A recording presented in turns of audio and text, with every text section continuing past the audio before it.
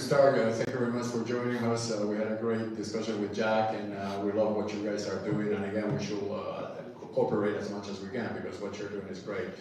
Maybe you can introduce Sandbox because maybe not necessarily known to everybody as a spin-off of Google, right? Sure. And then, yeah.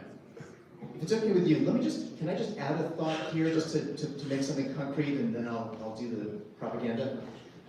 So let's be like super concrete for a second, and let me just give you two very specific examples of where quantum and AI really ratchet up the threat picture that we have to contend with. So a way to think about quantum equations and the quantum computers that support them. But let's talk about the equations for a second, because the equations can run on GPUs just like they can run on quantum computers. So they're a problem today. They're going to get a lot worse in the future, but they're a problem today. So what's cool about quantum equations is that a way to think about AI in general, or the large language model approach to AI, is that it's an incredible achievement of compression. So you can take the entire internet, all the Wikipedia pages, books, Reddit, subreddits, everything, and what we're doing is compressing it into like 20, 40 gigabytes of weights and biases. It's an amazing thing, actually. And then those weights and biases allow you to produce these interpolated answers that, give me a grocery list in the style of Shakespeare, or, and make it rhyme. And it'll do that because it's got this like body of knowledge. So anyway, so there's this active compression. When you add lots and lots of variables to the problem, that kind of compression becomes very unwieldy, and our computers can't really run it. And that's why you get these kind of like million-year scenarios to do decryption, because anyway, that's the limitation of existing computer infrastructures and the math that we run on. So what's cool now is that we've been learning how to do quantum equations where you use kind of like higher dimensional math to represent and to do that compression in vectors, which the human brain can't even really understand. It's like a very strange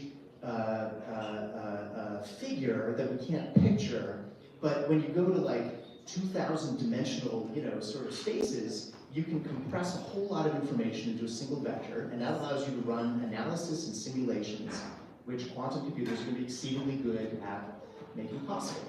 So one kind of attack that we need to be aware of is something called polymorphic malware.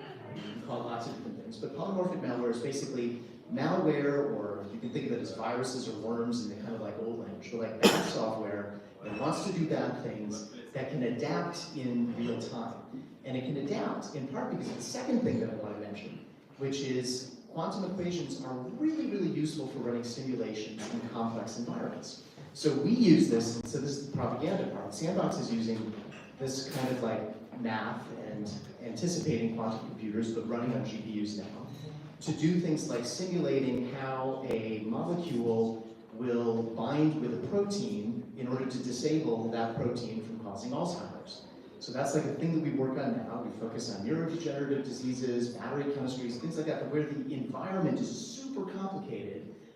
So many different variables will define whether this electron is going to form a covalent bond between these two. It's a very complicated problems, but we use quantum equations to do it. If you're an attacker, you're going to be able to simulate a very complicated defense environment and run 100 million simulations, and then power your polymorphic malware to be able to go and in real time navigate and adapt in that environment, and either spoof its way through, or dupe its way through, or make its way through your defensive, kind of collection of defensive elements. So anyway, I just want to be very concrete about what we're talking about. That kind of attack, massively simulated to find the vulnerabilities, and then software which can adapt in real time to work its way through, that's what we have to deal with today. Not very efficiently, the attackers have not figured this out. And maybe the one note of optimism that I'll just end on is that defenders these days generally have a ton more data than the attackers.